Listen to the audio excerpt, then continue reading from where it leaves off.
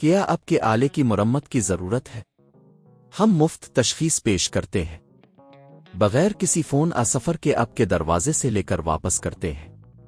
مرمت سے پہلے قیمت بھیجتے ہیں اور صرف آپ کی منظوری کے بعد آگے بڑھتے ہیں۔ سادہ، شفاف اور پیشہ ورانہ۔ تفصیل میں لنک۔ ڈائسن Sv12 کی موٹر کی تبدیلی ایک تکنیکی عمل ہے، لیکن اگر آپ صحیح طریقہ جانتے ہیں تو یہ آسان ہو سکتا ہے۔ اس ویڈیو میں ہم آپ کو مکمل رہنمائی کریں گے۔ اجزاء کی تیاری۔ پہلے آپ کو ضرورت ہوگی ڈائسن Sv12 ویکیوم کلینر، نئی موٹر، پیچ کس، سکریو ڈرائیور، چمچٹا، حفاظتی چشمے۔ پہلا مرحلہ، ویکیوم کلینر کی تیاری۔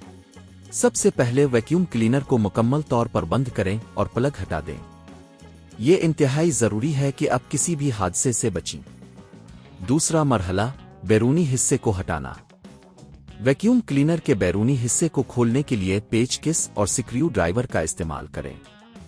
تمام پیچ کو احتیاط سے نکالیں اور پھر ہلکے سے بیرونی حصے کو ہٹا دیں۔ تیسرا مرحلہ، موٹر تک رسائی حاصل کرنا۔ جب آپ بیرونی حصے کو ہٹا لیں گے تو آپ کو موٹر نظر آئے گی۔ موٹر کے گرد موجود کنیکٹر کو ہٹائیں اور پھر موٹر کو آرام سے باہر نکالیں۔ چوتھا مرحلہ، نئی موٹر کی تنصیب۔ اب نئی موٹر کو رکھیں اور اس کے کنیکٹر کو صحیح جگہ پر لگائیں۔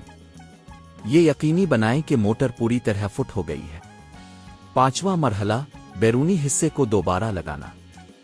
جب اپنے نئی موٹر کو کامیابی سے لگا دیا ہو تو بیرونی حصے کو واپس لگائیں۔ تمام پیچ کو اچھی طرح سے لگائیں تاکہ ویکیوم کلینر محفوظ رہے۔ چھٹا مرحلہ، ٹیسٹ کرنا۔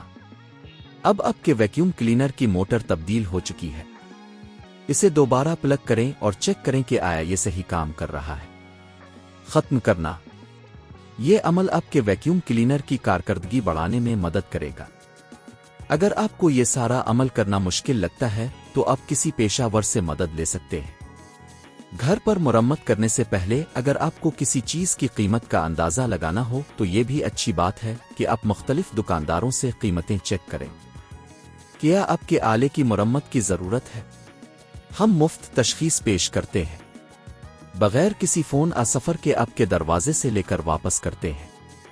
مرمت سے پہلے قیمت بھیجتے ہیں اور صرف آپ کی منظوری کے بعد آگے بڑھتے ہیں۔ سادہ، شفاف اور پیشہ ورانہ۔ تفصیل میں لنک۔